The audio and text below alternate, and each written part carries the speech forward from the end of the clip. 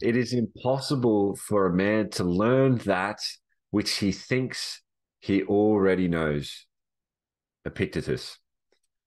If you have a full bottle of water, mine's not all the way full. There we go. If my bottle is full of water and you ask for more water, hey, can I have some more water, please? What's going to happen? It's not going to happen, is it? Because your cup is full. Okay. When you have an ego about yourself, in terms of how Ryan Holiday uses the term ego in the book Ego is the Enemy. If you have an ego about yourself, you're going to overinflate and over exaggerate the amount of water that is in your cup. You're going to get proud. You're going to get arrogant. You're going to get self righteous. You're going to get narcissistic. You're not going to see things as they are. There is a big disconnect between your reality, a self centered reality, and actuality, which is a world where we have both sides.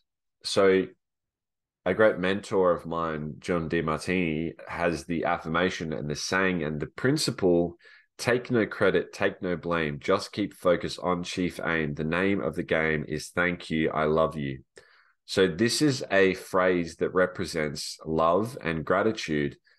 When you are thankful for others and what others are doing for you, it keeps you humble because you know that it's not a solo game. It's a team game. Life is a team game, and other people are the greatest gifts in the world. What other amazing thing is there than other beautiful humans? Maybe dogs, maybe Afghan hounds. So if you are not humble, the key, here you go. Here is the key from the entire book. Ego is the enemy. Be humble. Don't over exaggerate yourself. Don't take credit for the work that you have done. Don't attach your success to your achievements. Don't even call yourself successful. As soon as you feel like you're successful, you're going to start getting complacent, arrogant, and you're going to start stagnating and plateauing, and you're going to just be like, yeah, I'm successful. Woo, cool. I've done it, guys. I'm successful. And this is what the CEO of Coca-Cola says. He says that if he, or maybe it's Toyota, he says that if he feels successful, he's going to get complacent and he's going to depurpose himself. But if he feels like he's a failure, he's going to repurpose himself and kick himself up the ass. When you feel like you've hit rock bottom and you're all the way down the bottom and you can't fail anymore, you're such a failure, you're miserable, oh my God, I've done anything. The only way you can go is up, right? So you're such a failure, I'm an idiot. You finally come back around, you go, right, that's it. Things are going to change. I'm going to focus. Okay. So if you let your ego take control of you and you over exaggerate who you really are, and you're not seeing clearly the things that like your faults, and you're not aware of others, you're not self aware, then you're going to start destroying your life, which that's not a bad thing. It's actually a good thing that's designed to keep us humble. So it's like, do I want to self reflect and work with other people and be grateful for others and be focused on my mission and keep myself full of high priority daily actions and avoid my distractions? Or do I want to feel like I'm the best and I'm super successful and I'm amazing and everyone owes me things and I do so much for everyone. I need to be valued more. It's like, whoa, just chill. It's almost like the young Australian girls. They need to read this book. Ego is the enemy. The entitled young hot white girl that thinks they can own everything. Well, they kind of do because they can wrap guys around their fingers because these guys they're letting their egos take control of them, and they're getting infatuated with these girls, and they're getting proud, and they're not, you know. So it's like, hey, let's be real with who we really are and the level we're really playing at, because it's such a long journey that if you get caught up in the past, then you're going to set yourself up for failure in the future. If you're always looking, if you're attaching your success to past achievements, then you're not being present and grateful in the moment. So I say to myself, I'm a master that lives in the world of transformation, and I focus and live in moment by moment. I live in the moment. Moment by moment, I'm in the moment. And what that reminds me is I'm only as successful as right now. So me making this YouTube video, this is me taking action towards something that inspires me. Just keep focus on chief aim. Just keep focus on chief aim. Take no credit, take no blame. Just keep focus on chief aim. What's the one thing? What's my vision? What's my inspired mission that I'm working towards every single moment? In a moment where you feel you're not connected to your greater purpose, your ego has taken control of you. You are no longer humble. You are either infatuated with your success or resentful of your failure. You're either over exaggerating yourself, you're under exaggerating yourself, and you're not in a state of grace. You're not in a state of love, and you're not inspired. You're distracted. So it's like, how can I fill my day with the highest priority things that are going to keep me focused on my chief aim? That's what Napoleon Hill says, Think and Grow Rich, chief aim. Take no credit. When you take credit for something, you are giving blame to someone else or something else at the same time.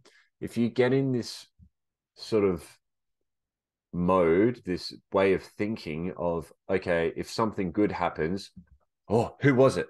Who was it? Was it me? Was it, do I deserve? Yeah, that was me. I did it, guys. Or something good. Is it you? You did something really good. If you get in the habit of doing that and handing out credit, you're denigrating all of the other things that have helped you. Who's to say that it wasn't the water that helped me? Who's to say that it wasn't my dog that made me in a better mood and got me to make this video? Who's to say it wasn't Ryan Holiday? Who's to say it wasn't my mentor back in primary school? How the fuck can you keep up with who actually who is the cause of what I've just created, of this success or this failure? Who can I give credit to? So it's like, if everyone is to give credit to, and if everyone is to blame, if something bad happens, okay, like if a car crashes behind me, okay, was it the driver's fault behind me? Was it the traffic lights that were set up? Was it the person that texted that driver? Was it the wife of the person that texted the driver that annoyed them, which made them send the text, which made the driver then, oh my God, my head's about to fucking explode, because it's not as simple as of assigning credit or blame to other people. So the whole book, Ego is the Enemy, it's like, ego is not the enemy. Ego is our friend, because the ego is telling us when we're not focused on our high priority actions, and when we're not inspired, when we're not in a state of grace. So it's like, hey, let's be friends with this. I'm trying to give out credit to myself. I'm trying to give credit to a team, but no. It wasn't them. It wasn't you. It's a team effort. Everyone is connected. Everything is connected. Everything you perceive is a reflection of inside of you. You project out your internal world. If you're not connected to your internal world, if you're not humble enough to be self-aware and reflect on what your purpose is, what your contribution is, what you're producing, what your focus is, what your chief aim is, then the ego is going to take over and start fucking shit up for you. So once you can take no credit and take no blame and keep focused on your fame and say, thank you, I love you. You can ask the question to your authentic self, who do I want to be and what path do I want to take? These questions cannot be asked or answered when the ego is in control of you. If you're asking, it almost be like asking a different person about what you need. Hey, let's go ask Mitch's mum. Hey, Mitch's mum, what does Mitch, who does he want to be and what path does he want to take? She's got no fucking idea. She's going to either over-exaggerate or under-exaggerate what I actually want. If you want to really find out and get to the bottom of who you are, it's peeling off all of those bullshit onion layers that are giving you credit or assigning blame or emotional baggage or making you infatuate or resent. It's like, hey, let's clear all of that. Let's be present in the moment, meditate, right? Spiritually connect to our soul. And for, okay, now in a state of grace, who do I want to be? Okay, cool. I want to be a philosopher. Okay, write that down. What path do I want to take? Okay, in order for me to be the greatest philosopher and thinker that has ever lived, what path? Okay, I got to research. Okay, write that down.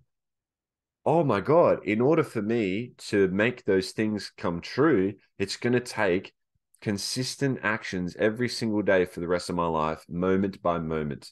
When you live moment by moment, you're grateful, you're not giving credit, you're not giving blame. You love what you do and you're focused, you're filling your day with high priority actions, you're not letting it fill with low priority distractions. That is where the ego almost completely disappears. And you become more enlightened, you expand your consciousness, and you're serving from your heart, and you're expanding your love throughout the galaxy. That's it. Your love is spread throughout the stars.